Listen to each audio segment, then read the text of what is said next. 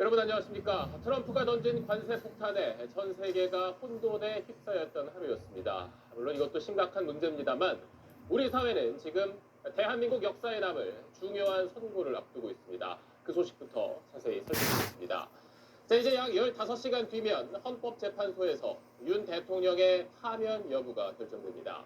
재판관들은 선고일인 내일 오전에도 모여서 마지막 평의를 열기로 했고 윤 대통령은 내일 헌법재판소에는 출석하지 않기로 했습니다. 첫 소식 편광현 기자가 전하겠습니다. 헌법재판관 8명은 어제에 이어 오늘도 오전 10시에 평의를 열었습니다. 이후 각자 사무실에서 쟁점을 검토한 뒤 오후 3시쯤 다시 한번 평의가 소집됐습니다. 최종 결정문에 담을 세부 문구를 다듬고 검토하는 작업을 반복한 건데 탄핵 찬반 여론이 극심하게 갈리고 있는 만큼 결정문 안에 통합에 대한 메시지를 어떻게 담을지도 검토한 걸로 전해졌습니다. 그제 평결로 윤석열 대통령 파면 여부에 대한 결론을 이미 내린 만큼 오늘 헌재 평의는 한층 강화된 보안 속에서 진행됐습니다. 재판부는 내일 선고 1시간 반 전인 오전 9시 반에 최종 결정문을 다시 한번 검토하기 위해 마지막 평의를 열기로 했습니다. 결정문을 절차적으로 확정하는 단계인 재판관들의 서명 작업은 선고 직후에 이뤄질 걸로 보입니다. 최종 결정문 전문 내용은 재판관 8명과 전담 헌법연구관 중에서도 극소수만 공유하고 있습니다. 헌재 사무처도 내일 선고가 끝나고 재판부로부터 최종 결정문을 받아 검수 작업을 거친 뒤에야 당사자들에게 통지할 수 있다고 했습니다. 다만 헌재는 그동안 촬영이 제한됐던 재판관들의 출근길을 내일은 취재진과 질의응답을 하지 않는 조건으로 공개하겠다고 밝혔습니다. 피청구인인 윤 대통령은 내일 선고기일에 출석하지 않기로 했습니다. 혼잡이 우려되는 상황에서 질서 유지와 대통령 경호 문제를 종합적으로 고려했다는 게 윤 대통령 측 설명입니다.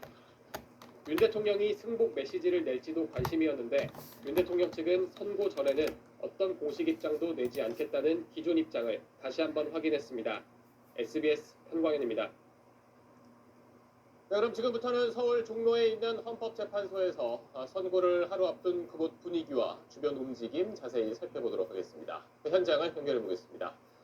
정유미 앵커 전해주시죠. 네, 대한민국의 시선이 쏠려 있는 곳 헌법재판소에 나와 있습니다. 네, 경찰이 헌재 일대를 진공 상태로 만들었다는 게 실감이 납니다. 여기 들어오는 것도 쉽지가 않았는데요. 헌재에서 150m 정도 떨어진 곳에 내려서 제 신분을 확인받고 헌재 입구까지 오는데도 여러 겹의 경찰 버스와 경찰 벽을 지나야 했습니다. 내일은 경비가 더 삼엄해지겠죠. 아예 문을 닫는 가게들도 많다고 합니다. 신정훈 기자가 취재했습니다. 헌법재판소 인근 삼청동 돌담길. 경찰들이 도로 통제용 철제 울타리를 옮기고 있습니다. 편도 1차선 도로엔 경찰버스가 줄지어섰고 헌재 쪽으로 향하는 골목 어귀에도 차벽이 촘촘하게 세워졌습니다. 제동초교 삼거리에 몰려있던 시위대는 수십 미터 뒤로 더 물러났고 헌재 정문역 3주 넘게 농성이 펼쳐지던 인도도 텅 비었습니다. 네, 이곳 헌법재판소와 왕복 4차선 도로는 이따금씩 경찰 무전만 들릴 뿐 매우 고요한 상태가 됐습니다. 네, 경찰 버스 차벽 사이에는 혹시 모를 틈을 막기 위해 안전 고깔까지 놓였습니다.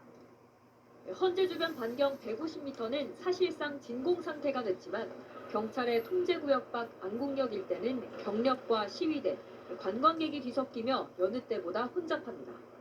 인근 식당과 가게들은 내일 하루 영업을 포기했습니다. 장사하는 사람도 다 이렇게 오고 다서 이렇게 다 돈 그런 것도 다 싫어하고 그러더라고요. 저희도 그냥 안전을 위해서 그냥 쉬어야 되겠다 생각을 했거든요. 헌재 주변 학교 11곳도 임시 휴업에 들어가고 궁궐, 미술관 등 주요 관광지도 문을 닫습니다. 그리고 인근에 있는 서울공예박물관도 지난 수요일부터 헌법재판소 탄핵심판 선고일인 4일 금요일까지 휴관하기로 했습니다. 작품들이나 유물이 있는데 그런데 어떻게 상황이 어떻게 될지는 안전사의 문제 때문에 차단하기 위해서. 종로 일대 사업을 둔 현대건설 등 기업들은 내일 재택근무를 실시하거나 휴무일로 지정해 쉬기로 했습니다. 미국과 일본, 러시아 등 각국 대사관들도 국내 체류 중인 자국민에게 집회 현장에서 돌발 상황이 발생할 수 있다며 주의를 당부했습니다. 주한 미국 대사관은 내일까지 비자 발급 등 영사 업무를 취소하기로 했습니다. SBS 신정은입니다. 헌재를 향한 정반대의 외침도 여느 때보다 높아져 있습니다. 제가 있는 곳에서도 집회 현장의 소리가 들릴 정도입니다. 바로 가보겠습니다. 자, 김진우 기자, 헌재 앞에서는 주로 탄핵 반대 집회가 열려왔었는데 오늘은 탄핵 찬성 집회까지 열리고 있다고요. 네, 경찰이 헌재 주변 150m를 진공 상태로 만들면서 곳곳에 차단벽을 세웠는데 이 차단벽 바로 앞에 탄핵 찬반 단체들이 집결해 막판 총력전을 벌이고 있습니다. 그동안 광화문에서 집회를 이어왔던 탄핵 찬성 측은 오늘은 이곳 안국역 6번 출구에 모여 윤 대통령 파면을 촉구했습니다. 파면이 당연히 돼야 된다는 거죠. 그냥 선택의 문제가 아니라 8대 0이 당연한 거고 일상으로 돌아갈 수 있는 그런 것을 바라는 거고. 민주노총은 광화문에서 파면 촉구 결의안을 발표하고 기각시 전면 총파업에 돌입하겠다고 밝혔습니다. 저녁부터 이곳 안국역 6번 출구에서 군 집회를 열고 있는데 내일까지 이곳에서 밤샘 농성을 진행할 예정입니다. 탄핵 찬성 측은 내일 광화문과 헌재 일대 집회 인원을 10만 명으로 경찰에 신고했습니다. 탄핵 반대 집회는 그럼 지금 어디서 진행이 되고 있는 겁니까? 네, 탄핵 반대 측은 경찰이 진공 상태로 만든 공간에 남쪽과 동쪽 경계선인 낙원상가와 현대사업 부근에 모여 탄핵 기각과 각하를 주장했습니다. 당연히 기각이 돼야죠. 대통령 복귀고 탄핵 기각되고 그거죠. 절실한 바람이에요. 일부 대통령 지지자들은 제동초등학교 정문 앞에서 태극기와 성조기를 들고 농성을 벌였습니다. 탄핵 반대 측은 오늘 밤 안국역에서 광화문으로 이동해 밤샘 집회를 이어가고 내일은 한남동 대통령 관저 앞에서 모일 것이라고 밝혔습니다. 경찰은 한남동 일대에 5만 명 넘는 시위대가 몰릴 걸로 보고 찬반 단체의 충돌을 막기 위해 기동대를 대거 배치할 방식입니다. 지금까지 안국역 앞에서 SBS 김진우입니다. 8년 전 박근혜 전 대통령 탄핵이 결정된 날 집회 현장 분위기가 격해지면서 불상사가 있었습니다. 결국 4명의 사망자가 나왔었죠. 이런 일은 정말 없어야겠습니다. 경찰도 대비를 단단히 하고 있습니다. 전현남 기자가 취재했습니다. 박근혜 전 대통령 탄핵이 결정됐던 지난 2017년 3월 10일 경찰들이 쓰러진 남성을 옮깁니다. 탄핵 반대 시위자가 경찰 버스를 탈취해 차벽을 50여 차례 들이받자 차량 위 대형 스피커가 떨어지면서 70대 김모 씨를 덮친 겁니다. 김 씨는 병원으로 옮겨졌지만 숨졌습니다. 당시 탄핵 결정에 격분한 시위대들은 경찰과 몸싸움을 벌이고 취재진을 폭행하기도 했습니다. 경찰이 해산방송을 하고 최루액도 뿌리며 이를 저지했지만 집회가 격해지며 4명의 사망자가 발생했습니다. 경찰은 윤 대통령 선고 당일인 내일 8년 전과 같은 일이 발생하지 않게 총력을 다하겠다는 방침입니다. 폭력 선거 등과 같은 묵과할 수 없는 불법 행위에 대하여 무관용 원칙으로 엄정 대응하는 한편 그 어떤 불법 행위도 용납하지 않겠습니다. 서울도심엔 기동대 110개 부대 약 7천여 명이 투입됐고 진공 상태가 된 헌재 반경 150m 안에선 폭발물 수색 작업도 이뤄졌습니다. 경찰은 오늘 자정부터 최고 경비 단계인 가포 비상을 발령해 서울도심에 총 210개 기동대 약 14,000명을 투입합니다. 헌재 안팎에는 형사기동대와 경찰 특공대도 배치해 테러나 드론 공격에 대비합니다. 탄핵 찬반 집회가 이뤄질 광화문 도심엔 기동대 30여 개 부대가 투입되고 탄핵 선고 직후 시위대 행진 가능성이 있는 여의도 국회, 용산과 한남동 관저 일대에도 40여 개 부대의 경력이 배치됩니다. SBS 전연남입니다. 헌정사상 3번째로 진행된 이번 대통령 탄핵 심판은 유독 많은 기록들을 남겼습니다. 심리기간도 111일로 가장 길었고 대통령이 직접 출석한 것도 처음이었습니다. 이번 탄핵 심판의 기록들은 한성희 기자가 전해드립니다. It's been 2 years since that disaster struck the city's population is now sparse. In an effort to escape the monsters, 헌정사상 3번째 대통령 탄핵 심판인 윤석열 대통령 사건 선고는 탄핵소추 111일 만에 이뤄집니다. 8년 전 박근혜 전 대통령 때보다 20일, 21년 전 노무현 전 대통령 때보다는 48일이 더 걸려 역대 최장 심리로 기록될 예정입니다. 특히 변론이 종결된 뒤 선고 기일까지가 오래 걸렸습니다. 변론 종결 뒤 38일 만에 선고로 박 전 대통령 14일, 노 전 대통령이 11일 만에 선고된 데 비해 수기 기간이 3배쯤 더 걸렸고 이 때문에 더 근거 없는 추측이 난무했습니다. 쟁점을 정리하는 2차례 준비 기일에 이어 11차례 정식 변론 기일이 열렸는데 정식 변론은 설 연휴를 빼면 매주 화요일과 목요일마다 2차례씩 꼬박 이뤄졌습니다. 윤 대통령은 3차 변론 기일부터 총 8차례 출석했는데 자신의 탄핵 심판에 직접 나온 현직 대통령은 처음입니다. 윤 대통령은 증인을 직접 신문하는 등 출석할 때마다 발언을 이어갔고 마지막 변론에선 67분간 최후 진술을 통해 계엄 정당성을 강조하기도 했는데 모두 전례가 없던 일입니다. 변론에는 총 16명의 증인이 나와 증언대에서 비상계엄 당시 상황을 증언했습니다. 분열과 대립이 극심했던 만큼 국민들의 관심도 뜨거웠습니다. 20석에 안에 허용된 선고일 일반인 방청 신청 경쟁률은 4,818대 1을 기록하며 역대 최고 기록을 다시 썼습니다. 박 전 대통령 때 796대 1과 노 전 대통령 당시 20대 1보다 압도적으로 높은 수치입니다. 선고 당일 재판부가 결정을 읽는 데엔 박 전 대통령 때 21분, 노 전 대통령 때 25분이 걸렸는데 이번 사건은 종국 결정인 주문이 내려지기까지 시간이 얼마나 걸릴지도 관심입니다. SBS는 내일 오전 뉴스특보를 통해 윤 대통령 탄핵 심판 선고를 생중계할 예정입니다. SBS 한성입니다.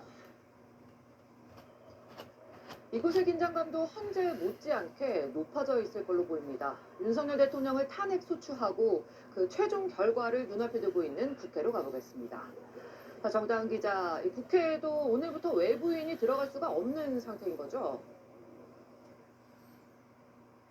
네, 20시간 전인 오늘 새벽 0시부터 이곳 국회 청사 내부와 외곽 경비가 강화됐습니다. 경비 강화 소치는 이번 주말까지 이어지는데 국회 안팎의 긴장감은 시간이 갈수록 고조되고 있습니다. 국회에 출입하려면 반드시 출입증을 소지해야 하다 보니 출입증이 없는 외부인이 국회에 들어오려다 발길을 돌리는 모습이 곳곳에서 목격됐습니다. 차량 통행을 위한 출입문도 7개 가운데 4개만 개방한 상태입니다. 여야 지도부는 내일 탄핵 심판 선고 전에 각각 지도부 회의를 소집했는데요. TV 생중계를 통해 윤석열 대통령 탄핵 심판 선고를 함께 모여 지켜볼 걸로 보입니다. 선고 이후엔 의원총회 등을 열어 대응책을 논의한다는 방침입니다. 여당에서는 오늘도 윤 대통령 복귀를 전제로 한 얘기가 나왔다고요? 네, 여당은 헌법재판소의 공정한 판결을 거듭 당부하면서 윤석열 대통령이 복귀하면 서둘러 개헌을 추진하겠다고 공언했습니다. 대통령께서도 임기에 연연하지 않겠다고 약속한 만큼 국민의 뜻을 모아 시대 정신에 맞는 헌법을 만드는 데 최선을 다하겠습니다. 일부 여당 의원들은 헌재 앞에서 탄핵 기각 또는 각하를 촉구하는 밤샘 릴레이 시위를 이어가고 있는데요. 선고 당일인 내일 새벽까지 진행한다는 계획입니다.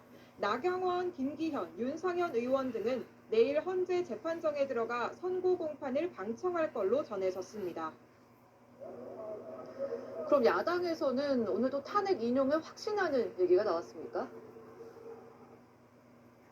네, 야당 지도부는 헌법재판관들이 8대0 만장일치로 탄핵을 인용할 거라고 내일이면 윤 대통령이 파면될 거라고 목소리를 높였습니다. 헌법재판소가 내일 헌법 파괴범 윤석열을 주저없이 파면할 것이라 믿어 의심치 않습니다. 야당 의원들은 선수별 또 상임위별로 막판까지 윤 대통령 파면 촉구 1인 시위와 기자회견을 진행했고요. 일부 시민단체들과 함께 8대0 파면을 위한 끝장 집회를 여는 등 막판 여론전에도 주력했습니다. 민주당 소속 초선 의원들은 광화문 앞 천막당사에서 철야 농성도 벌이고 있습니다. 지금까지 국회에서 SBS 정다은입니다. 선고를 하루 앞둔 오늘도 여야는 이 단어를 가지고 공방을 벌였습니다. 바로 승복입니다. 국민의힘이 민주당 이재명 대표에게 승복 선언을 요구하자 민주당은 왜 가해자는 놔두고 피해자에게 그러냐고 맞받았습니다. 보도에 손기준 기자입니다. 승복은 윤석열이 하는 겁니다. 이재명 민주당 대표의 어제 이 발언을 두고 국민의힘은 오늘 이 대표가 사실상 불복의 뜻을 밝힌 거란 주장을 폈습니다. 이재명 대표가 바라는 것이 충돌과 유혈 사태인지 묻지 않을 수 없습니다. 승복 선언을 강력하게 촉구합니다. 그러면서 국민의힘은 대통령 탄핵 심판 선고에 승복할 것이라고 했습니다. 하지만 이 대표의 승복 선언을 요구하는 국민의힘은 아직도 승복 의사를 직접 밝힌 적이 없는 윤석열 대통령에 대해선 언급하지 않았습니다. 민주당은 가해자는 놔두고 피해자에게 승복을 요구하느냐고 국민의힘에 반문했습니다. 그러면서 윤 대통령이 먼저 승복을 선언해야 한다는 입장을 유지했습니다. 학폭이 벌어져가지고 가해자가 피해자를 말도 못하게 정말 힘들게 만들었습니다. 그런데 가해자는 전혀 사과도 하지 않습니다. 이재명 대표는 지난달 12일 한 유튜브 방송에서 당연히 승복해야 한다고 말했는데 그 이후론 승복하겠다는 언급을 더는 하지 않고 있습니다. 여야 지도부가 승복 문제에서 상대 진영만 탓하고 일부 정치인은 불복할 태세까지 내비치는 우려스러운 상황 속에서 지난달 31일부터 어제까지 엠브레인 퍼블릭 등 4개 기관이 공동 진행한 여론조사에선 탄핵 심판 결과가 자신의 생각과 다르면 수용하지 않겠다는 응답이 44%로 1주 전 조사보다 4%포인트나 늘었습니다. 자신의 생각과 달라도 수용하겠다는 승복 응답은 50%를 기록하는 데 그쳐 6%포인트 줄어든 걸로 나타났습니다. SBS 송기준입니다. 선고 이후의 상황을 걱정하는 분들이 많습니다. 큰 혼란이 없으려면 정치권은 물론이고 윤석열 대통령의 메시지가 중요할 겁니다. 결론을 승복하는 내용이 꼭 포함되기를 바랍니다. 국민 다수가 납득할 수 있는, 또 내일을 기점으로 대한민국이 앞으로 나아갈 수 있는 그런 선고가 나오기를 기다리면서 지금까지 헌법재판소에서 전해드렸습니다.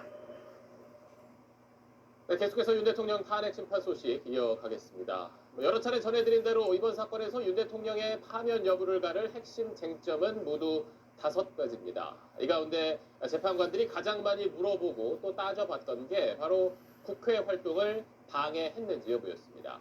그 이유를 백운 기자가 짚어봤습니다. 윤석열 대통령 탄핵 심판 쟁점 5가지 중 헌법재판관들이 가장 많이 물어본 쟁점은 국회 활동 방해 여부였습니다. 구체적으로 계엄군 등을 투입해 국회를 봉쇄하고 계엄 해제 요구한 의결을 저지하고 주요 정치인을 체포하려고 한 것인지 따져 물었습니다. 첫 증인인 김용현 전 국방장관에게 국회 봉쇄 여부를 여러 차례 물었습니다.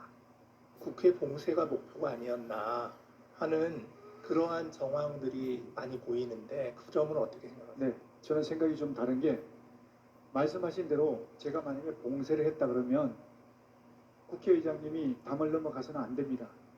문영배 헌재소장 권한대행은 윤 대통령이 처음 출석한 날 계엄 해제 요구한 의결 방해 여부를 직접 확인했습니다.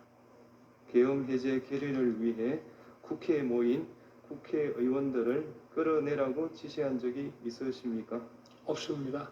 네. 그러나 곽종근 전 특수전 사령관은 헌재 심판정에서도 윤 대통령이 지시를 내렸다고 진술했습니다. 의결 정족수가 아직 채워지지 않은 것 같다. 빨리 국회 문을 부수고 들어가서 안에 있는 인원들을 밖으로 끄집어내라. 재판부가 유일하게 직권으로 부른 조성현 수도방위사령부 제1경비단장도 국회 봉쇄와 함께 의결 방해가 이루어졌는지 확인하기 위한 증인이었습니다. 00시 31분경부터 01시 사이에 수방사령관으로부터 국회 본청 내부로 진입해서 국회의원들을 외부로 끌어내라는 지시를 받은 사실이 있습니까? 00시 한 45분 어간인데 그렇게 임무를 부여받았고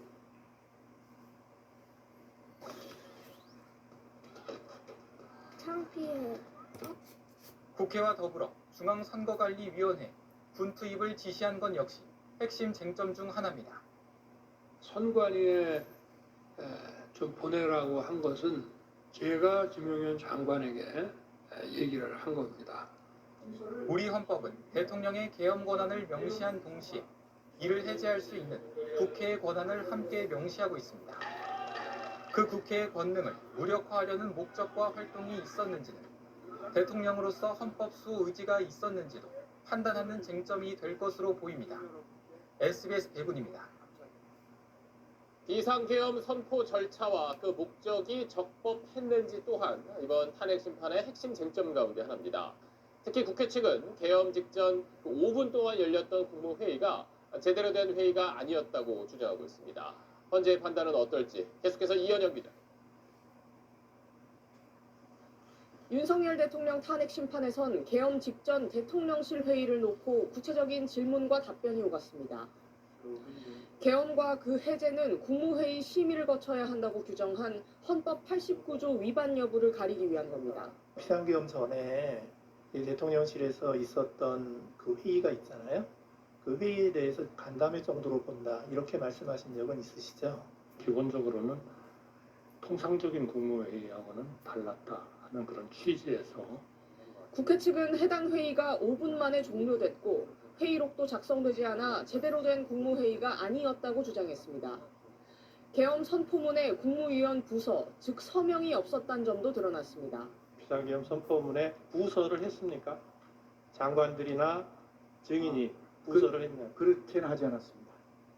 반면 윤 대통령 측은 국무회의를 소집해 비상계엄에 대한 실질적 심의를 했다고 반박했습니다. 도대체 국무위원이 대통령실에 그러면 뭐 간담회 하러 오거나 뭐 놀러 왔다는 것은 말이 안 되는 얘기입니다.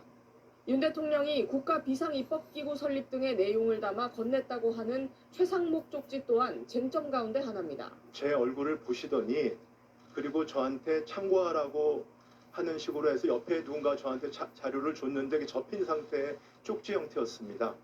주요 정치인 체포 명단을 받아 적었다는 홍장원 전 국정원 1차장의 메모는 윤 대통령 측이 가장 문제 삼았던 증언입니다. 이번 기회에 싹 다 잡아들여, 싹 다 정리해, 자금이면 자원, 인력이면 인력, 무조건 도와 라는 취지로 말하였죠. 그렇게 기억합니다. 박근혜 전 대통령 탄핵 심판에서 논란이 됐던 태블릿 PC는 당시 헌재가 증거로 채택하지 않았는데 이번엔 홍장원 메모를 재판부가 어떻게 판단할지 주목됩니다. SBS 이현영입니다. 윤 대통령 측은 탄핵 심판에서 절차적 쟁점을 지속적으로 문제 삼았습니다. 국회 측이 탄핵 사유에서 내란죄를 철회하고 검찰 조서를 증거로 채택한 점들을 주로 지적했는데 헌재는 내일 이 부분에 대한 결론도 내릴 걸로 보입니다. 조윤하 기자가 전하겠습니다. 윤석열 대통령 측이 이번 탄핵 심판 과정에서 절차적인 문제를 제기한 건 크게 두 가지입니다. 지난 1월 3일 2차 준비기일 당시 국회 측 소추인단은 윤 대통령 탄핵 사유에서 형법상 내란죄를 철회한다고 밝혔습니다. 형법상의 범죄에 해당한다는 주장은 철회한다는 그런 취지신가요? 사실상 철회한다는 주장입니다.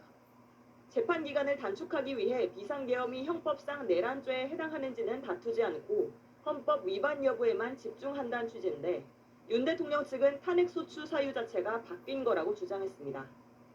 탄핵 소추 사유를 변경하면서 국회 재의결을 거치지 않았으니 각하 사유에 해당한다는 겁니다. 검찰 조서를 탄핵 심판 증거로 채택한 것도 문제 삼았습니다. 수사 중인 사건의 서류 송부 촉탁을 금지한 헌법재판소법을 위반했을 뿐 아니라 당사자 동의도 거치지 않아 형사소송법도 준용하지 않았다는 주장입니다. 그 진술 내용에 대해서는 그 일반 형사재판이든지 본인이 내용을 부인하게 되면 증거를 쓸 수가 없습니다. 법정에서 반대 신문을 통해서 탄핵을 된 후에 증거 가치를 판단해야 맞다고. 헌재는 변호인 입회하에 진술하고 본인이 서명한 경우 피의자 신문조서 증거 능력을 인정할 수 있다며 문제없다고 밝혔지만 윤 대통령 측은 여전히 탄핵 사유가 없다고 주장하고 있습니다. 실제 아무런 일도 일어나지 않았는데 뭐 지시를 했니, 지시를 받았니, 뭐 이런 얘기들이 마치 어떤 호수 위에 떠 있는 그 달그림자 같은 거를 쫓아가는 그런 느낌을 좀 많이 받았고요. 내일 공개될 결정문은 이런 절차적 쟁점에 대한 판단까지 담을 것으로 보여 총 89페이지 분량이었던 박근혜 전 대통령 결정문보다 더 길어질 거란 관측이 나오고 있습니다. SBS 조윤입니다. 국회가 탄핵 소추안을 의결한 지난해 12월 14일부터 윤 대통령의 권한 행사는 정지된 상태입니다. 탄핵 인용이냐 아니면 기각 또는 각하냐 이 결과에 따라서 대통령의 권한이나 또 예우는 어떻게 달라지는지 이 내용은 박하정 기자가 자세히 전해드립니다. 탄핵 심판은 헌법재판소 재판관이 주문을 낭독하는 순간 효력이 발생합니다. 지난 2017년 박근혜 전 대통령 탄핵된 주문 낭독 시간, 즉 오전 11시 21분이 효력 발생 시각으로 결정문에 명시됐습니다. 그 즉시 대통령 임기가 종료됐는데 예를 들어 군의 경우 주요 지휘관 방에 걸려있던 대통령 사진을 떼어냈습니다. 만약 내일 탄핵이 인용된다면 윤석열 대통령은 즉시 파면되고 대통령의 모든 권한을 잃습니다. 파면된 경우 전직 대통령에 대한 예우는 어떻게 다를까? 공무원 신분의 비서관과 운전기사 등 수행 인력을 둘 수 없고 대통령 보수의 95%에 해당하는 연금도 받을 수 없습니다. 훗날 현충원 같은 국립묘지에 안장될 자격도 상실합니다. 다만 전직 대통령 예우법과 대통령 경호법에 따라 윤 대통령과 김건희 여사는 5년간 경호와 경비는 받을 수 있고 경호처장이 필요하다고 인정하면 최대 5년 더 받을 수 있습니다. 대통령 관저를 비우고 사저로 옮겨야 하는데 퇴거 시한을 정해둔 규정은 따로 없습니다. 박근혜 전 대통령은 사저 정비 등을 하느라 파면 결정 이틀 뒤에 거처를 옮겼습니다. 반면 탄핵이 기각되거나 각하될 경우 윤 대통령의 권한은 곧바로 회복됩니다. 지난 2004년 노무현 전 대통령은 탄핵 기각이 선고되자 곧장 청와대로 출근했습니다. 윤 대통령도 선고 즉시 한남동 관저에서 용산 대통령실로 출근해 그동안 현안에 대한 보고를 받고 업무를 재개할 걸로 예상됩니다. 당장 최대 국정 현안인 미국발 관세 문제에 대응하기 위해 트럼프 미국 대통령과의 정상 간 전화 통화도 추진할 전망입니다. 윤 대통령은 지난 2월 탄핵 심판 최후 진술에서 직무에 복귀하면 개헌과 정치개혁 추진에 집중하겠다고 밝힌 바 있는데 개헌 추진을 서두를 수 있습니다. SBS 박하정입니다. 네, 지금까지 내용 이경원 기자와 정리해보겠습니다. 사실 이 기자가 탄핵 정국에서 계속 지금 국회 정치권을 취재해왔잖아요. 그 뒤에 좀 본 정치권 모습 좀 어떻게 설명할 수 있습니까? 네, 이 말씀부터 드릴게요. 네. 지난 122일 동안 국회에선 헌법재판소법을 뜯어고치자는 법안이 22건이나 발의됐습니다. 이번 탄핵 정국에서 마은혁 헌법재판관 후보자 임명 문제, 문영배 이미선 재판관 임기 연장 문제 이런 헌재 관련 쟁점들이 생겼잖아요. 하지만 여야는 그런 문제에서 정치적 타협점을 찾는 노력 대신 대화 안 되니 법을 바꾸자는 식으로 앞다퉈 법안 발의부터 한 겁니다. 재판관 임기 얼마 안 남았으니 법으로 임기를 연장해버리자라든지 탄핵은 너무 남발하네. 헌재에서 기각되면 그 비용 다 물게 하자. 이런 식입니다. 이게 무슨 의미인지 보면요. 사실 탄핵소추는 국회가 대통령을 파면해달라면서 헌재의 심판을 요구한 거잖아요. 국회가 검찰이면 헌재가 법원인 셈인데 헌재법 개정 시도들은 선수가 경기 중에 심판 관련 규정을 자기 유리한 쪽으로 바꾸자고 나서는 거나 비슷합니다. 또 있습니다. 정치력 사라진 여야, 말도 행동도 거칠었습니다. 상대당 의원 징계하자는 징계안 발의가 9건, 아예 의원직에서 제명하자는 제명 촉구 결의안 5건, 내란 선동이다, 명예훼손이다 이런 주장을 하면서 여야가 상대당 의원을 고발한 건수는 17건이나 됐습니다. 불과 넉 달 만에요. 네, 사실 이제 정치를 협상과 설득의 예술이라고도 하잖아요. 사실 이제 그런 게 사라졌다는 건 정치가 제 역할을 하지 못했다 이런 뜻으로 봐야겠죠. 예, 요즘 국회 출입 기자들 사이에 이런 말이 돌아요. 이젠 물밑 취재가 필요 없어진 것 같다. 사실 예전엔 여야가 대의 명분을 위해 싸우면서도 물밑에서는 주거니 받거니 정치적 타협을 위한 협상을 했죠. 그러니 정치권 물밑 취재가 중요했는데 이젠 그럴 필요가 없단 푸념인 셈입니다. 한 정당의 20년차 당직자도 이런 진흙탕을 본 적이 없다면서 정치가 실종됐다라고 걱정을 하더라고요. 지난 122일간 국회의 모습은 한마디로 지지층을 바라보면서 법적 해결에만 기댄 정치의 사법화라고 할 수 있겠습니다. 그래서 사실 내일 이후에 우리 사회 갈등이 더 커지지 않을까 우려하는 목소리들이 굉장히 많은데 사실 이제 승복한다는 건 어떤 결론이 나오더라도 그걸 받아들인다는 이야기잖아요. 네, 우리 헌정 질서, 또 민주주의를 지키기 위해서 내일 우리 모두에게 이 결과에 승복하는 자세가 정말 필요하겠습니다. 이경원 기자 오늘 소식 잘 들었습니다.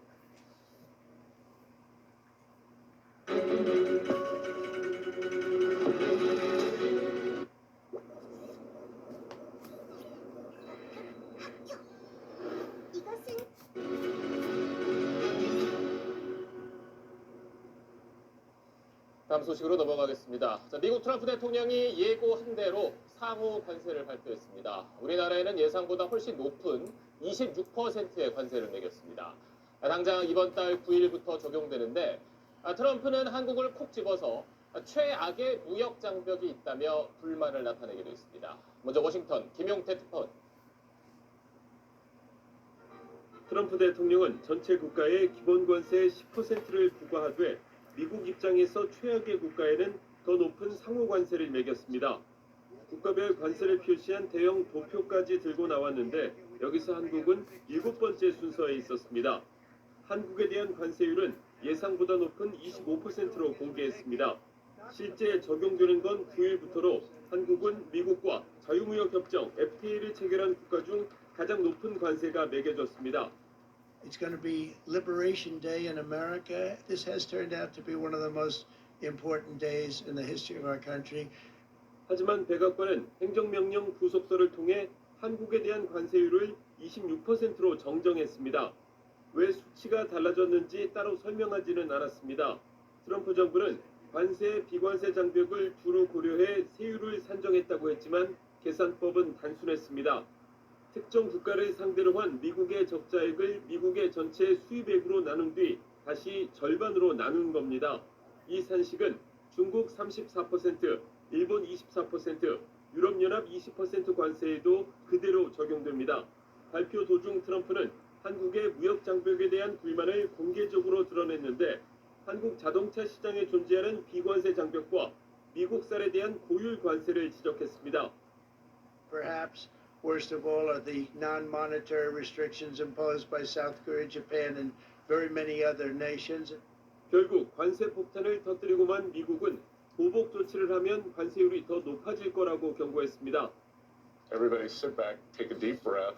Don't immediately retaliate. Let's see where this goes because if you retaliate, that's how we get escalation.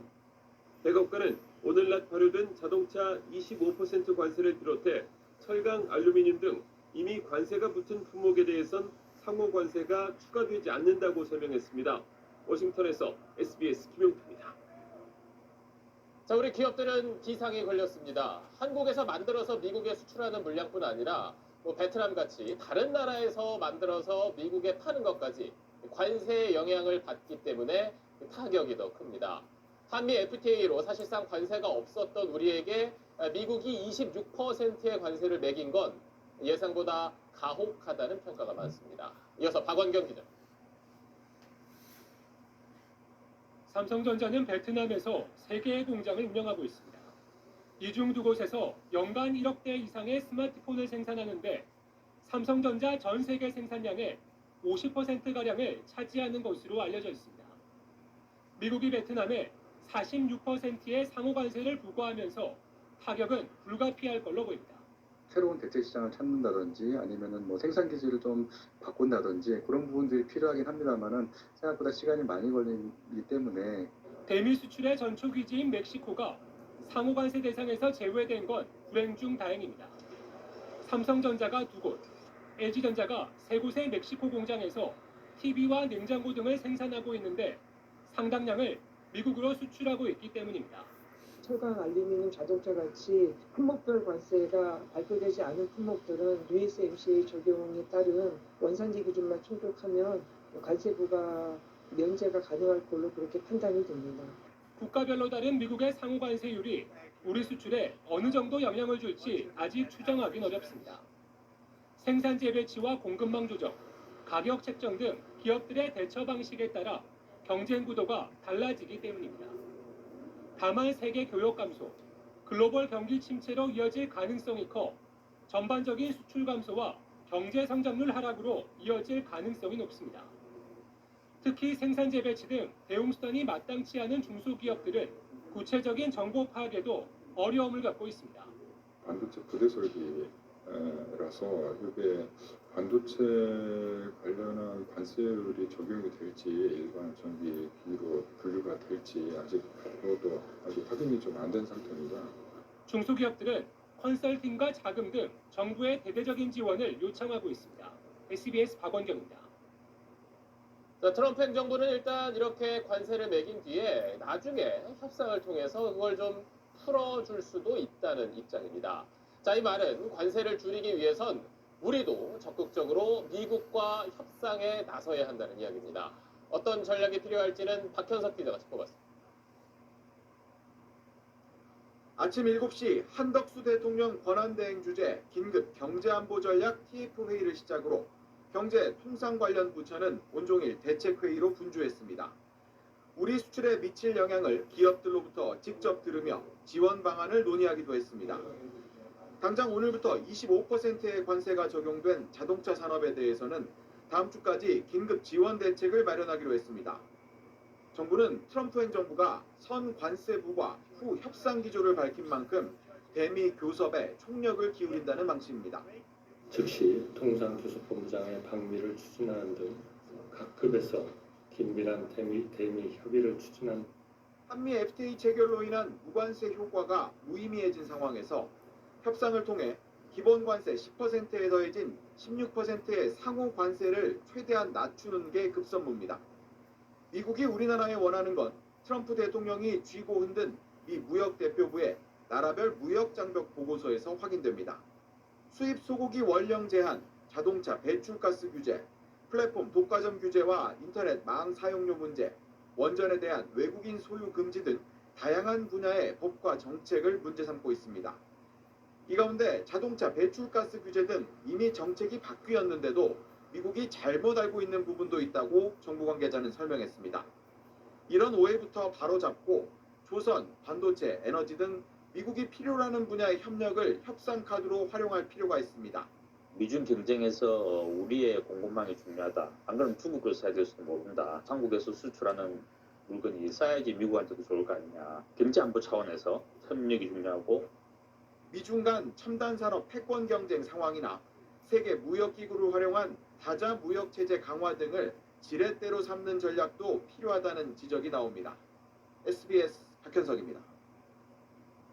자, 트럼프가 쌓아올린 관세 장벽에 80년 가까이 이어져 온 전 세계 자유무역 질서가 사실상 무너질 위기에 놓였습니다. 지금부터는 저희 특파원들을 차례로 연결해서 세계 각국의 움직임 어떤지 살펴보도록 하겠습니다. 먼저 미국으로 가보도록 하겠습니다. 자, 워싱턴 김용태 특파원. 참 미국이 아군 적군 가리지 않고 지금 전 세계를 상대로 관세 전쟁을 시작했는데 이렇게 하는 트럼프의 의도는 뭐라고 봐야 됩니까? 네, 트럼프 대통령은 50년 이상 착취당한 미국이 해방되는 날이라고 표현했습니다. 관세를 통해서 무역 적자를 청산하겠다는 겁니다. Chronic trade deficits are no longer merely an economic problem. They're a national emergency that threatens our security. 앞서 전해드린 대로 관세 계산법 자체가 미국의 무역 적자를 0으로 만드는 방식입니다. 100원어치를 수입하는데 적자가 30원이라면 30% 관세를 붙여서 적자를 0으로 만들어야 하는데 미국은 반대하니 절반만 받겠다는 논리입니다. 국가별 관세 부과까지 6일 정도 시간이 있지만 그 사이에 협상을 하긴 조금 어려워 보입니다. 미국도 선 부과 후 협상 의지를 밝힌 만큼 우리를 비롯한 여러 나라가 일단 관세를 맞은 다음에 협상에 나설 전망입니다. 방금 김용태 특파원 이야기대로 미국도 지금 협상의 여지는 남겨둔 거잖아요. 그렇다면 좀 태도를 바꿀 가능성도 있는 겁니까? 미국이 오늘 발표된 관세로 연간 800조 원 이상을 얻게 될 것이란 추정도 나왔습니다만 관건은 향후 세계 경제 그리고 미국 경제 흐름이 될 것 같습니다.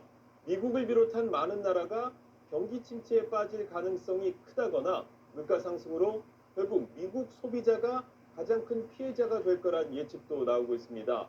미국 상원에선 캐나다에 대한 관세 부과 철회 결의안이 통과되기도 했는데 관세 정책에 대한 미국인의 지지가 흔들린다면 트럼프의 관세 강경 노선에 변화가 생길 것이다. 이런 전망도 나오고 있습니다. 지금까지 워싱턴이었습니다.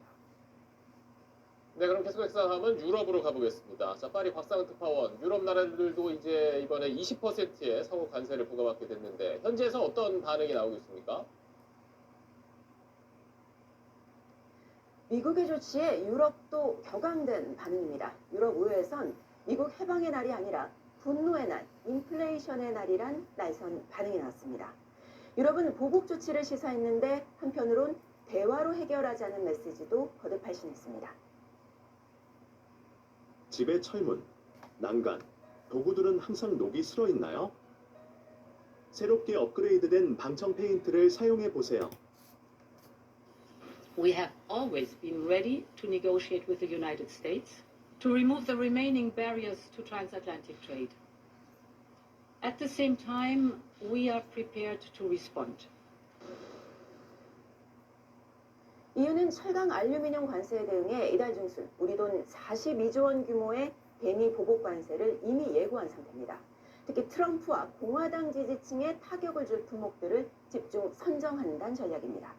여기에 이번 상호 관세 등에 대응해 추가 조치를 마련 중이라고 밝혔는데 미국의 서비스 부분이 표적이 될 거란 전망이 나옵니다.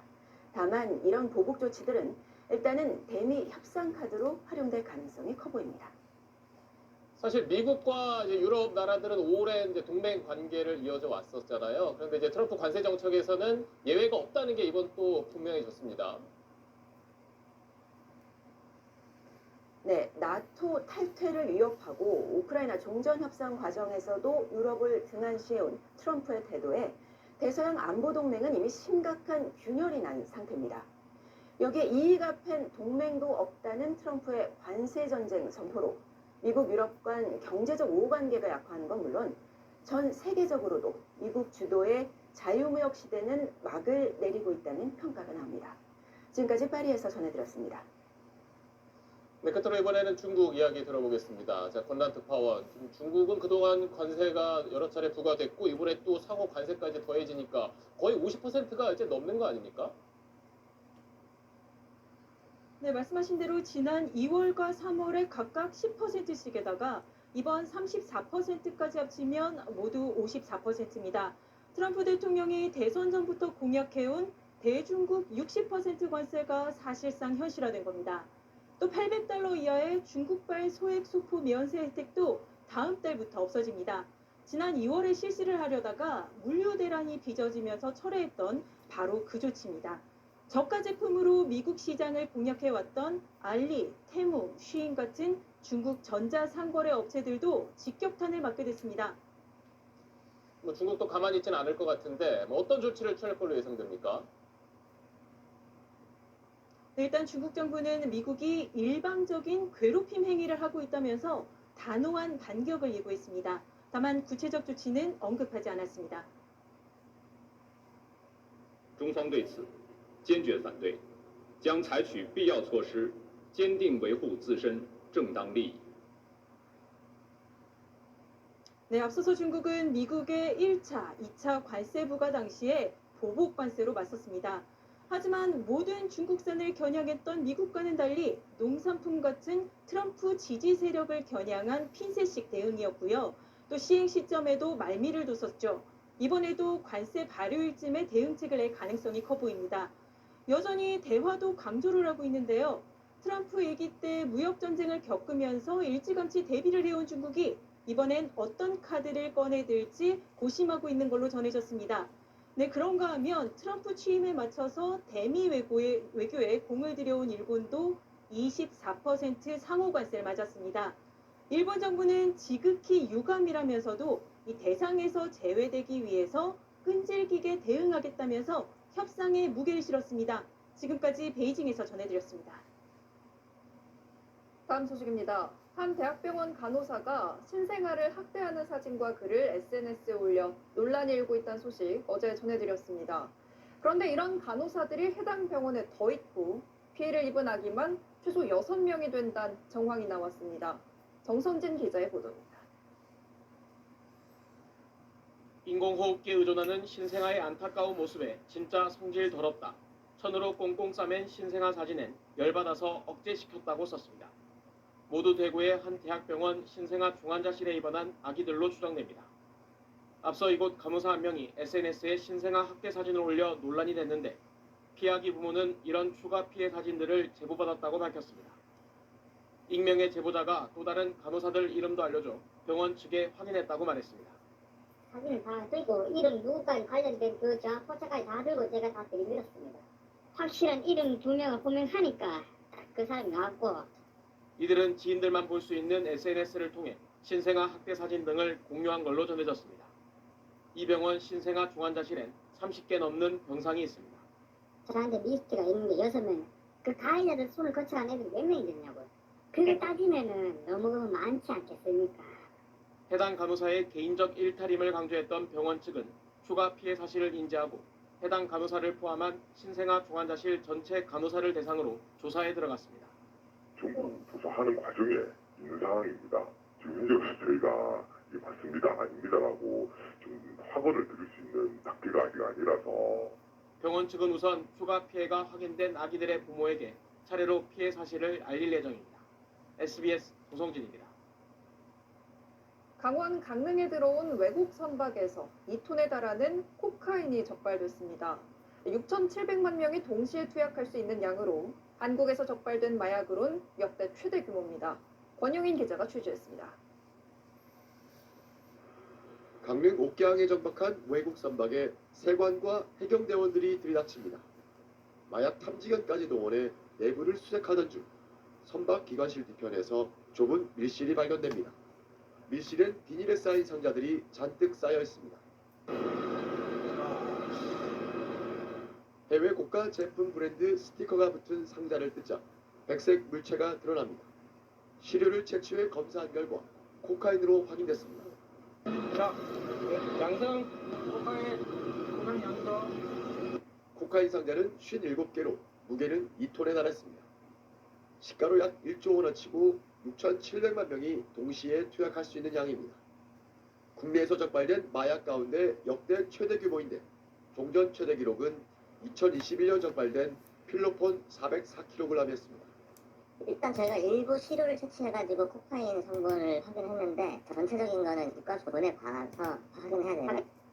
문제의 선박은 노르웨이 국적의 32,000톤급 벌크선으로 멕시코를 출발해 에콰도르와 파나마, 중국 등을 거쳐 옥계항에 입항한 것으로 파악됐습니다.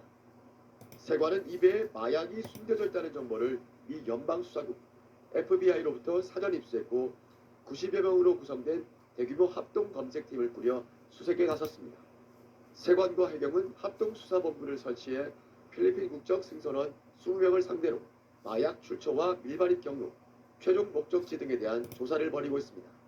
수사당국은 최근 북미 국가들이 엄격한 마약 통제에 나서면서 국제 마약 조직이 아시아 시장을 개척하려는 시도가 증가하는 것으로 보고 있습니다. 이에 국제 마약 조직과의 연관성을 염두에 두고 미국 FBI 등과 공조해 수사를 확대할 방침입니다. SBS 권영인입니다. 김건희 여사가 연루됐다는 의혹이 제기된 도이치모터스 주가 조작 사건 피고인들이 대법원에서 모두 유죄를 확정받았습니다. 김 여사와 유사하게 계좌가 시세 조정에 동원됐던 전주도 유죄를 확정받으면서 김 여사 사건에 대한 재수사가 이뤄질지에도 관심이 쏠리고 있습니다. 여현규 기자입니다. 수십 명의 계좌를 동원해 도이치모터스 주가를 끌어올린 혐의를 받는 권우수 전 도이치모터스 회장 등 9명에 대해 대법원이 원심대로 유죄를 확정했습니다. 주가 조작 전반을 주도한 권 전 회장은 징역 3년에 집행유예 4년, 계좌 일부가 시세 조정에 동원되는 등 김건희 여사와 유사하게 주가 조작에 돈을 제공한 전주 손모 씨도 징역 6개월에 집행유예 1년이 확정됐습니다. 상조임이 인정됐는데 어떻게 보시나요? 앞서 권 전 회장은 1심부터 줄곧 유죄가 인정됐지만 손 씨는 1심에선 공모관계가 충분히 입증되지 않았다는 이유 등으로 무죄가 선고됐습니다. 하지만 손 씨가 2심에서 주가 조작 일당에게 단순히 돈을 빌려준 수준을 넘어서 시세 조정 사실을 인식하고 편승해 주가 부양에 도움을 줬다며 유죄가 선고되면서 김 여사 사건이 어떻게 처리될지 관심이 쏠렸습니다. 지난해 10월 검찰은 김 여사 계좌가 시세 조정 범행에 이용된 건 맞지만 손 씨와 여러모로 역할과 상황이 달랐다며 김 여사를 무혐의 처분했고 민주당 등 야당은 가주기 수사를 했다며 이창수 서울지검장 등을 탄핵 소추하기도 했습니다. 김 여사 사건 고발인인 최강욱 전 민주당 의원이 항고하면서 서울고검이 지난해 11월부터 사건 재수사 여부를 따지고 있는데 어떤 결과가 나올지 주목됩니다. SBS 여영규입니다. 계엄 사태 이후 처음 치러진 재보궐선거에서 3년 전 지방선거와는 사뭇 다른 결과가 나왔습니다. 국민의힘이 이겼던 기초단체장 4지역 가운데 민주당이 경남 거제를 포함한 3곳을 가져갔고 조국혁신당은 민주당 지지세가 강한 전남 담양을 차지했습니다. 박찬범 기자입니다. 4.2 재보궐선거에서 기초단체장을 새로 뽑은 곳은 서울 구로, 충남 아산, 경남 거제, 경북 김천, 전남 담양 이렇게 5곳입니다. 2022년 지방선거에서 여당 4명, 야당 1명이 당선된 지역인데 이번 보선에선 여당 1명, 야당 4명으로 바뀌었습니다. 보선 원인을 제공한 책임을 지고 국민의힘이 후보를 내지 않았던 서울 구로구청장 선거에선 민주당 장인홍 후보가 당선됐고 여야가 맞붙은 3곳, 즉 충남 아산시장엔 민주당 오세연 후보가, 경남 거제시장엔 민주당 변관용 후보가, 경북 김천시장엔 국민의힘 배낙호 후보가 유권자의 선택을 받았습니다. 전남 담양 군수는 조국혁신당 정철원 후보가 민주당 후보를 따돌리고 조국혁신당 소속으로는 첫 지자체장이 됐습니다. 역대 선거에서 국민의힘 지지세가 강했던 거제에서 민주당 후보가, 민주당 지지세가 강했던 담양에서 조국혁신당 후보가 뽑히는 이변이 연출된 겁니다. 부산 교육감 선거에선 진보 진영의 김석준 후보가 보수 진영의 2 후보를 누르고 당선을 확정했습니다. 대한민국을 정상화시키기를 바라는 우리 부산 시민들의 위대한 선택의 결과라고 생각을 합니다. 계엄 사태와 탄핵 정국에서 치러진 이번 선거의 투표율은 26.27%, 지난해 10월 재보선 투표율인 24.62%보다 높았습니다. 국민의힘은 선거 결과를 무겁게 받아들인다고 밝혔고 민주당은 주권자의 준엄한 의사를 확인했다면서 담양 민심에 대해선 더욱 무겁게 받아들인다는 입장을 냈습니다. SBS 박찬범입니다. 자, 먼저 황금의 김영일 대표님부터 한번 가보도록 할 텐데요. 와, 동원금속도 1차 목표가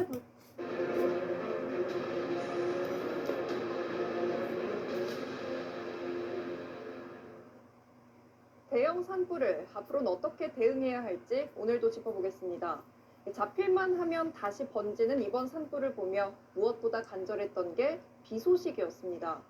필요할 때 비를 내릴 수 있도록 하는 인공 강우가 필요하다는 목소리가 많이 나왔는데 서동균 기자가 우리 기술은 어디까지 왔는지 취재했습니다. 제주도에 있는 국립기상과학원 인공강우 실험이 한창입니다. 구름의 씨앗 역할을 하는 요오드와 은을 태워 작은 가루로 만든 뒤 온도, 습도, 기압, 먼지량 등이 구름 속과 비슷한 영하 10도 실험실에 투입합니다. 이 거대한 원통형 실험실이 하나의 구름이라고 생각하시면 되는데요. 강수를 유발하는 구름씨를 이곳 구름 내부로 뿌려 강수 입자를 키우는 겁니다. 씨앗이 투입되자 실험실 내부에서 얼음 입자가 만들어지기 시작합니다. 흡습성 화학물질에 구름 속 수증기가 달라붙어 빗물로 떨어지는 원리입니다. 지난 2018년부터 기상항공기로 강원과 서해안 일대 구름에 인공강우 실험을 하고 있는데 절반 이상은 비의 양을 늘리는 데 성공했습니다. 평균 증후량은 1에서 2mm지만 강원도에선 4.5mm를 늘린 적도 있습니다. 하지만 본격 투입을 위해선 해결해야 할 과제가 많습니다. 어떤 구름일 때 어떤 형태의 어떤 방법으로 하면 가장 좋더라 하면 그런 방식들이 정해지면 미국은 일찌감치 지난 1977년부터 27년간 인공강우 실험을 통해 여름 강수량을 최고 10% 늘렸다는 결과까지 내놨습니다. 전 세계 9개 나라가 인공강우 기술을 연구 중이지만 미국을 제외하곤 아직 초기 단계입니다. 특히 우리나라는 산지가 많은 지형 특성상 더 많은 데이터를 축적해야 합니다. 구름도 이제 다 똑같은 게 아니기 때문에 그 효율이 높은 부분이 있어요. 실시간 모니터를 하면서 계속 조정해가면서 하는 그런 운영 기술. 인공강우는 구름이 형성됐을 때 이 구름을 비구름으로 바꿔주는 기술입니다. 따라서 땅이 너무 메마르지 않게 조절해 산불 예방에 기여하는 효과부터 기대할 수 있다고 전문가들은 평가했습니다. SBS 허동길입니다. 역대 최악의 산불에 모든 걸 빼앗긴 이재민들은 길어지는 대피 생활에 지쳐가고 있습니다. 복구는 물론 피해 조사도 늦어지고 있는데 경북도는 하루빨리 일상이 회복될 수 있도록 복구에 필요한 행정 절차를 단축해 줄 걸 정부에 촉구했습니다. TBC 정성욱 기자입니다.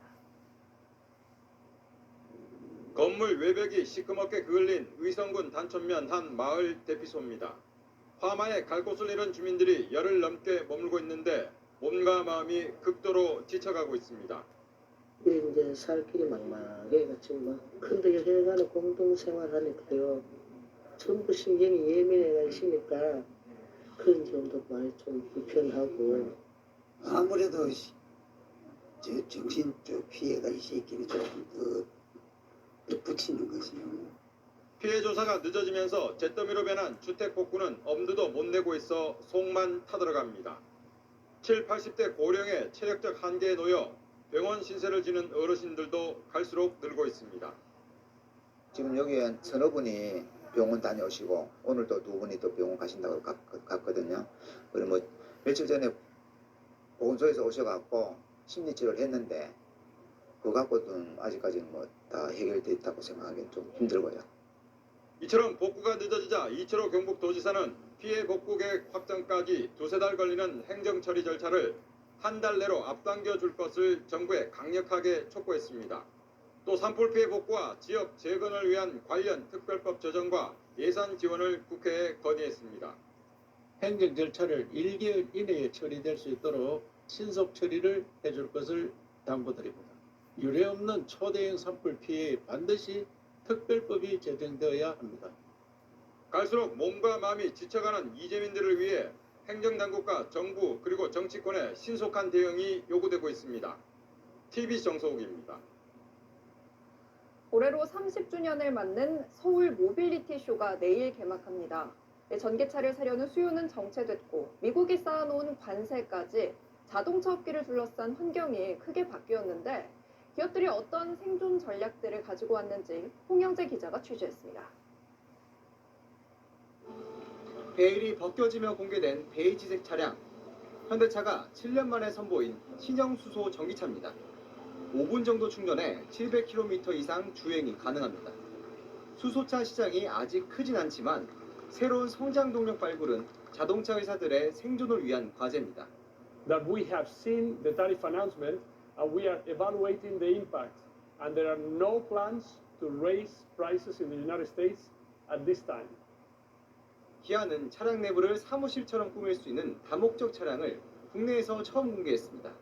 다음 스케줄 좀 알려줘. 네, 다음 스케줄은 오후 5시 30분에 백화점 팝업 스토어 뒤에 있습니다.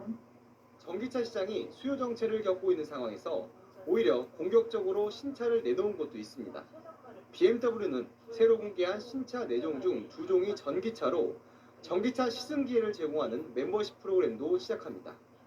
그 캐즘을 넘어섰을 때는 더 대중화의 단계로 오게 되고 전기차를 충분히 고민하실 수 있게 저희가 더 많은 초이스를 드린다라는 그런 차원으로 보시면 되겠고요. 아토3를 앞세워 한국 시장에 진출한 중국 비아디는 또 다른 전기차 모델을 선보였습니다. 벤츠는 최고 출력 476마력에 달하는 고성능 모델을 잇따라 공개했습니다. 색상과 내부 마감재 등을 개인 취향에 맞춰주는 프리미엄 전략을 강화했습니다. Offering a wide range of different colors, different materials, different personalization, just to make something special and something unique for each and every customer. 작업 효율과 안전을 대폭 강화한 40톤 대형 굴착기도 처음 참가했습니다. 세계 12개국 451개사가 참여해 역대 최대 규모로 치러지는 이번 서울 모빌리티 쇼는 13일까지 이어집니다. SBS 홍현재입니다.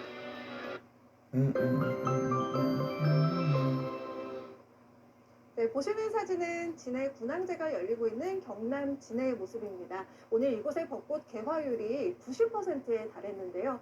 부산에서도 만발한 벚꽃이 시민들의 시선을 사로잡고 있습니다. 서울 윤중로에서도 오늘 벚꽃 개화가 소식을 알렸는데요. 서울의 관측 표준목인 송월동의 왕벚나무는 이번 주말 무렵이면 공식적으로 개화할 것으로 예상되고 있습니다. 아쉽지만 이번 주말 토요일에는 전국에 비 예보가 나와 있어서 주말 계획 참고하셔야겠습니다. 새벽에 서쪽부터 시작돼서 오전에 전국으로 확대되겠고 중부지방을 중심으로 5에서 20mm의 비가 다소 요란하게 내릴 전망입니다. 절기상 청량히 내일은 맑고 일교차 크겠고요. 여전히 경북 내륙에는 건조주의보가 남아있어 화재 조심하셔야겠습니다. 토요일에는 날이 반짝 춥겠고 다음 주는 한층 더 포근해지겠습니다. 날씨였습니다. 탄핵 심판 선고일인 내일 SBS는 아침부터 계속해서 뉴스 특보 전해드릴 예정입니다. 8시 뉴스 마칩니다. 시청해주셔서 고맙습니다. 아니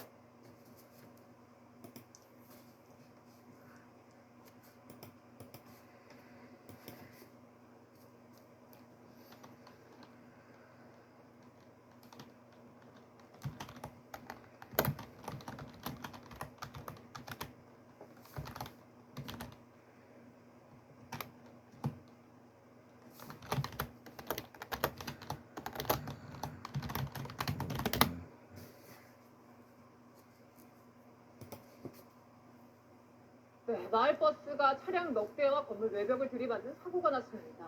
중국산 전기버스였는데요. 경찰은 버스에 결함은 없는지 국과수에 분석을 의뢰했습니다. 백승현 기자입니다.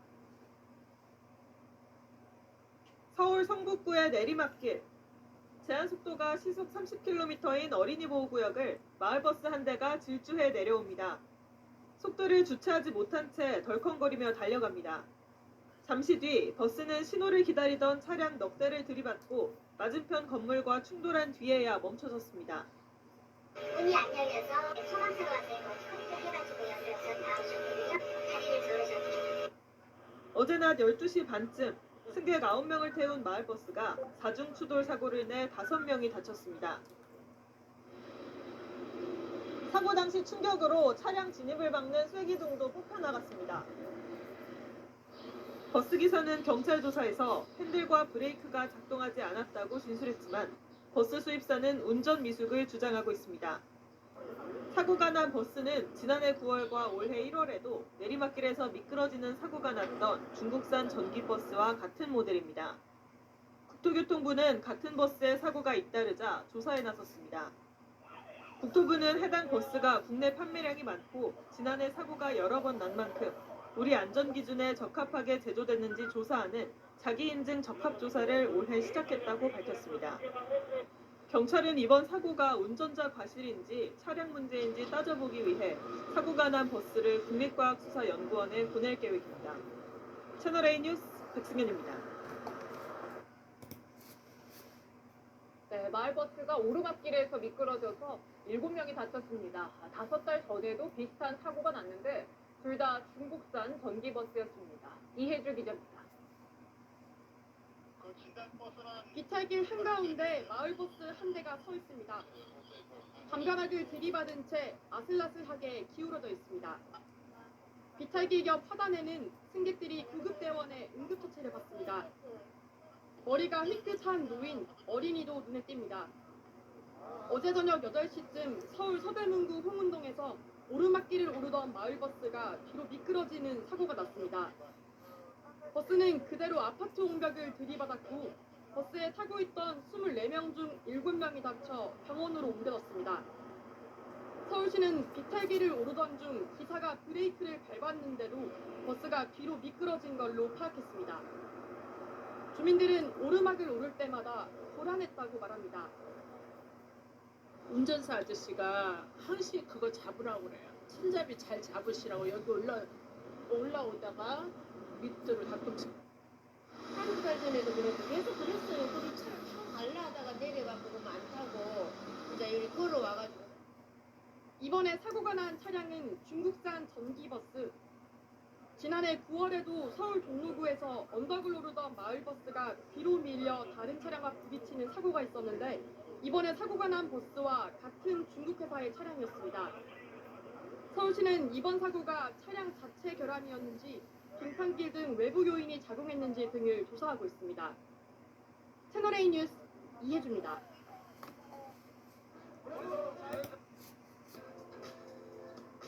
안심 처방으로 편안한 저자극 케어 니베아 데오드란트.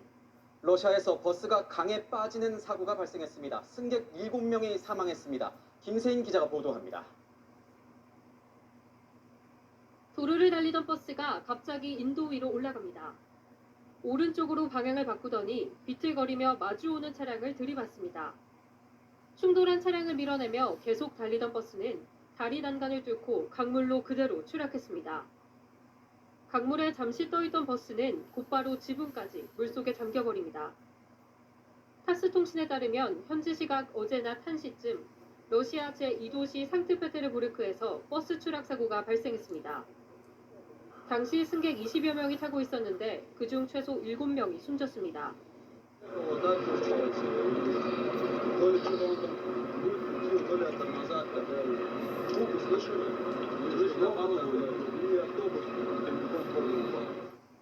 사고 직후 행인들도 물속에 뛰어들어 승객들의 탈출을 도왔지만 희생을 막지 못했습니다. Что водитель не может открыть люк, но не было сил, он видно, что он уже ударился и кровь течет. И я как это увидел, я сразу запрыгнул, поплыл к этому. 잠수부 등 구조대원 70여 명이 투입돼 2시간 넘게 구조 작업을 진행했습니다. Прошел с утра все необходимое медицинское свидетельствование, в управлении транспортным средством был допущен государственный технический осмотр, автобус прошел с... 현지 경찰은 버스 기사를 현장에서 체포해 구금했으며 정확한 사고 원인을 조사 중입니다. 채널A 뉴스 김세인입니다.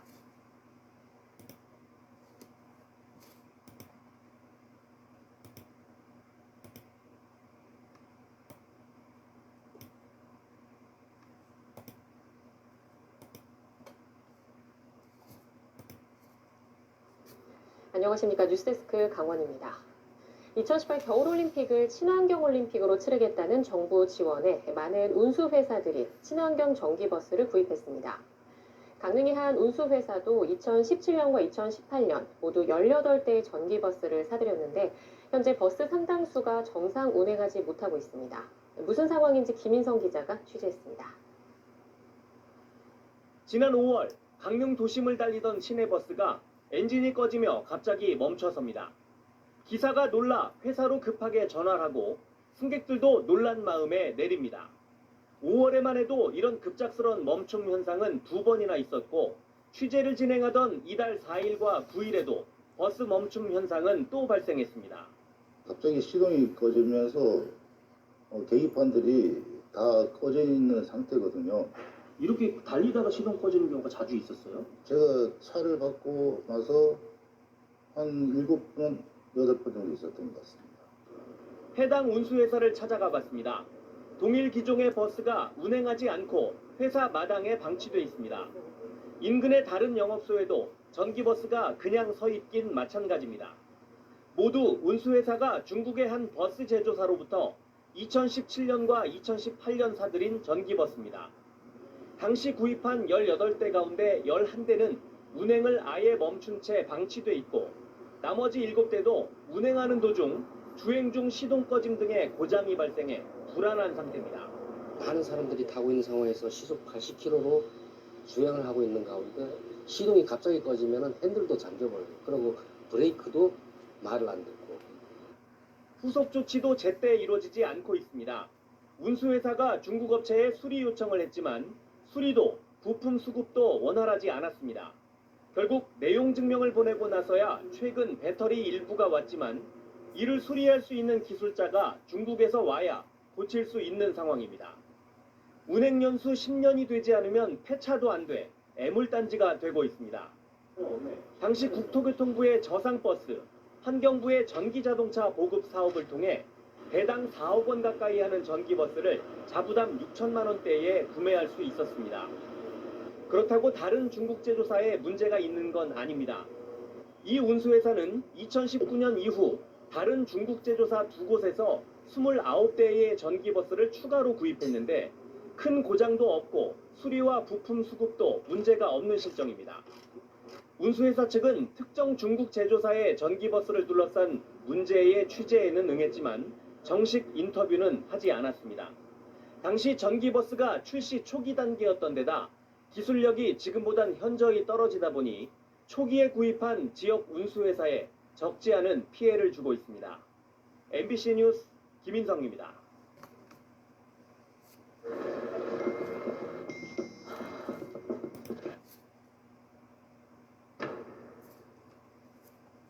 오영도에다가 귀한 장을. 안녕하십니까. 뉴스데스크 강원입니다. 2018 겨울올림픽을 친환경올림픽으로 치르겠다는 정부 지원에 많은 운수회사들이 친환경 전기버스를 구입했습니다. 강릉의 한 운수회사도 2017년과 2018년 모두 18대의 전기버스를 사들였는데 현재 버스 상당수가 정상 운행하지 못하고 있습니다. 무슨 상황인지 김인성 기자가 취재했습니다. 지난 5월 강릉 도심을 달리던 시내버스가 엔진이 꺼지며 갑자기 멈춰섭니다. 기사가 놀라 회사로 급하게 전화를 하고 승객들도 놀란 마음에 내립니다. 5월에만 해도 이런 급작스러운 멈춤 현상은 2번이나 있었고 취재를 진행하던 이달 4일과 9일에도 버스 멈춤 현상은 또 발생했습니다.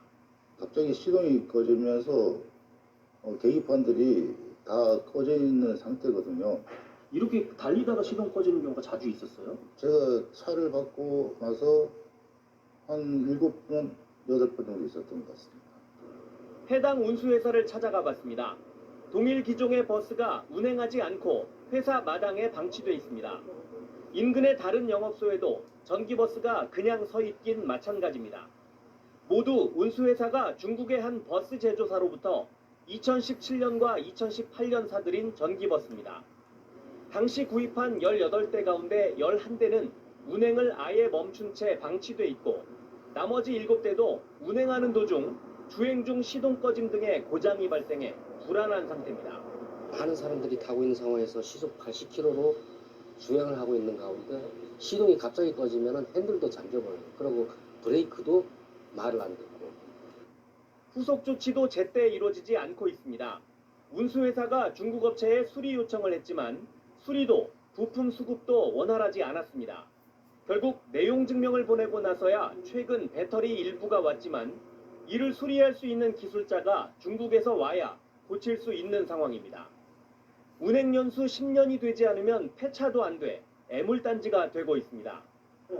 당시 국토교통부의 저상버스, 환경부의 전기자동차 보급 사업을 통해 대당 4억 원 가까이 하는 전기버스를 자부담 6천만 원대에 구매할 수 있었습니다. 그렇다고 다른 중국 제조사에 문제가 있는 건 아닙니다. 이 운수회사는 2019년 이후 다른 중국 제조사 2곳에서 29대의 전기버스를 추가로 구입했는데 큰 고장도 없고 수리와 부품 수급도 문제가 없는 실정입니다. 운수회사 측은 특정 중국 제조사의 전기버스를 둘러싼 문제의 취재에는 응했지만 정식 인터뷰는 하지 않았습니다. 당시 전기버스가 출시 초기 단계였던 데다 기술력이 지금보단 현저히 떨어지다 보니 초기에 구입한 지역 운수회사에 적지 않은 피해를 주고 있습니다. MBC 뉴스 김인성입니다.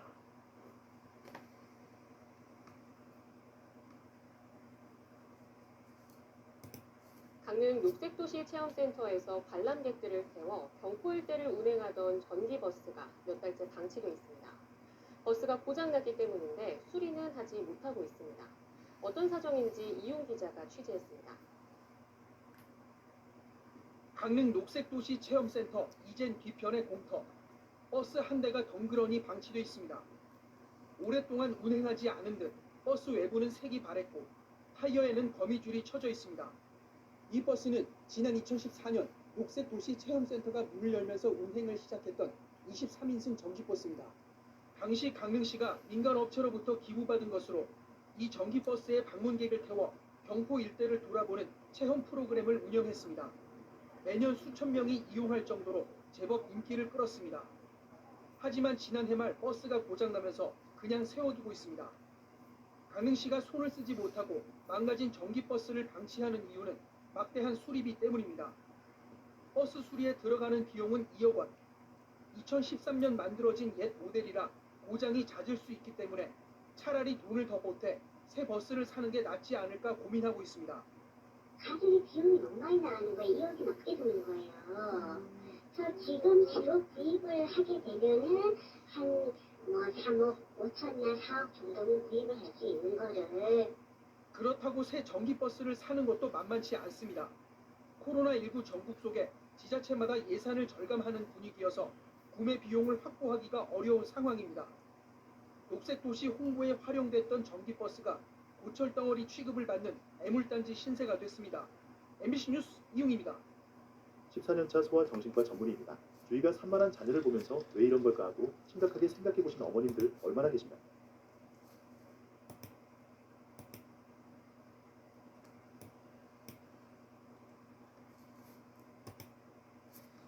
비상 깜빡이를 켠 시내버스가 옆 차선에 있는 버스와 살짝 부딪힙니다.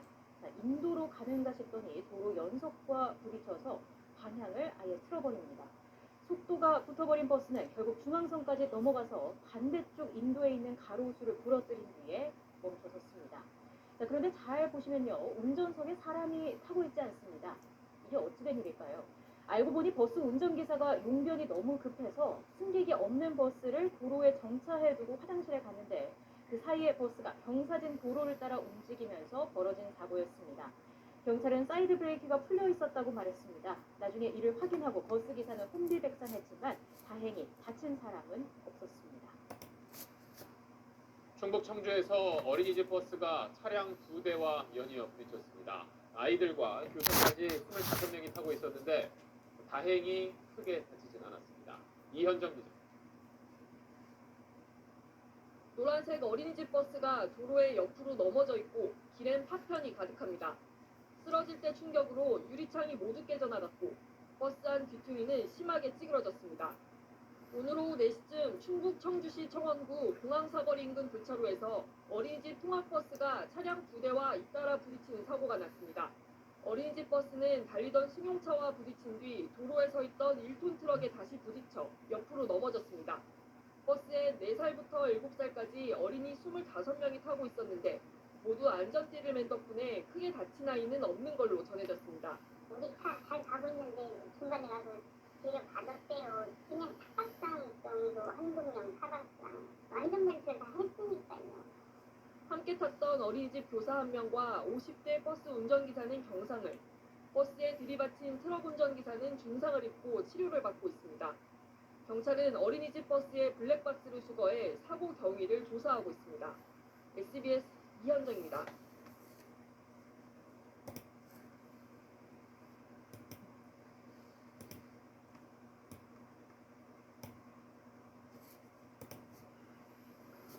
경기도가 광역버스 입성 문제를 해소하기 위해서 외국에서 생산된 2층 버스를 도입해 운행을 하고 있습니다.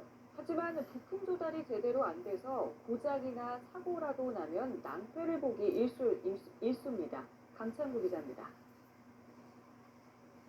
한 번에 73명까지 태울 수 있는 2층 버스입니다. 광역버스 입성 문제를 해소하기 위해 경기도가 지난 2015년부터 도입해 현재 160여 대가 운행 중입니다. 하지만 부품 조달이 제대로 안 돼 고장이나 사고라도 나는 날이면 큰 코 다칩니다. 이 2층 버스는 지난달 14일 접촉 사고를 당해 정비 공장에 왔지만 여태껏 수리하지 못했습니다. 한 달이 넘도록 독일 본사에서 범퍼와 유리창 등 부품이 도착하지 않았기 때문입니다.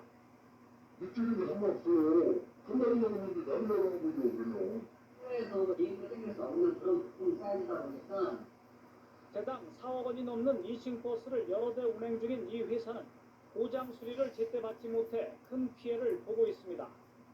이해 못하는 기사들의 후회도 있고요. 승객들의 항의도 많습니다. 이 모든 문제점과 후회를 차량 대중화가 지금 나날아가고 있는 시절. 하지만 경기도는 큰 문제가 없다는 듯 변명에 급급합니다. AS에 대해서 외관기가 최대한으로 잘 수급이 되는 그것을 중점적으로 해가지고 사업을 진행해야 합니다.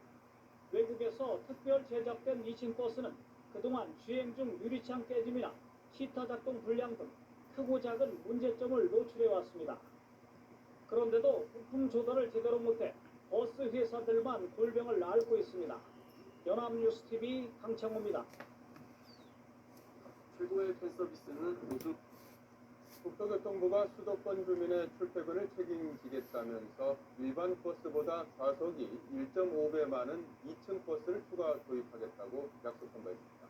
그런데 문제는 2층 버스는 안 타겠다는 승객이 한둘이 아니고 적자 노선도 많다는 겁니다.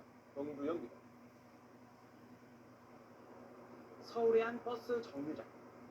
좌석수가 71석인 2층 버스가 67석이나 빈 채로 출발합니다. 요금도 일반 버스 2,400원과 똑같은데 왜 인기가 없을까? 직접 타봤습니다. 2층 차실의 높이는 170cm로 머리가 천장에 닿습니다. 좌석의 간격 역시 현행 규정을 겨우 맞추는 65cm. 다리를 제대로 펼 수조차 없습니다. 2층 버스가 오르내리기도 불편하고 좌석도 더 좁은 것 같아서 그냥 일반 버스가 나은 것 같아요. 이렇게 승객이 안 타는 게 기름값은 더 드니 운수업체에도 계륵 같은 존재입니다. 그게 너무 안 되고요. 일반 저런 미니버스 같은 경우는 안심 받쳐주는데 그 안에 있고 2층 버스의 도입 비용은 일반 버스의 3배인 4억 5천만 원. 차량 구입 보조비로 대당 3억 원씩, 지금까지 579억 원의 세금이 투입됐습니다. 2층 버스 노선 20개를 조사한 결과 11개가 적자 노선인데도 올해 경기도에서 2층 버스 구입비로 128억 원의 세금이 또 들어갑니다. 많은 세금이 투입되는 만큼 무작정 2층 버스를 늘리기보다는 본인들의 좀 목소리를 듣고 사업을 추진했으면 좋겠다는 생각이 듭니다. 세금을 잔뜩 머금은 2층 버스는 승객들의 외면 속에 오늘도 도로 위를 달립니다. MBN 뉴스 정주현.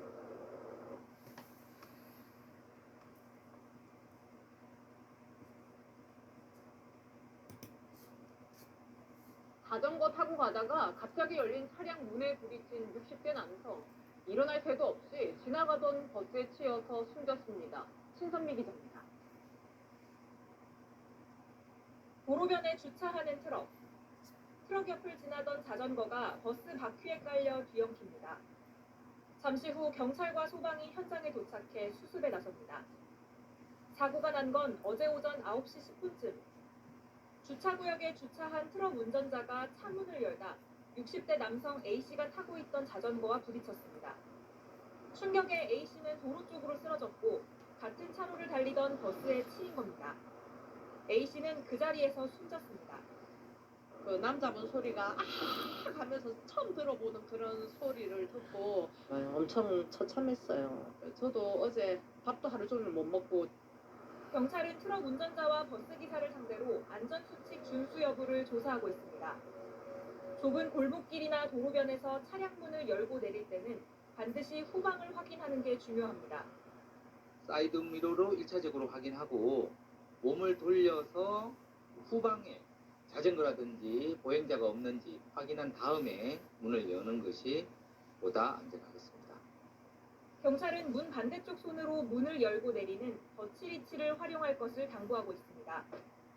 반대쪽 손을 쓰면 자연히 몸이 돌아가 후방 상황을 확인할 수 있어 개문 사고를 막는 데 도움이 됩니다. 채널A 뉴스 신선미입니다.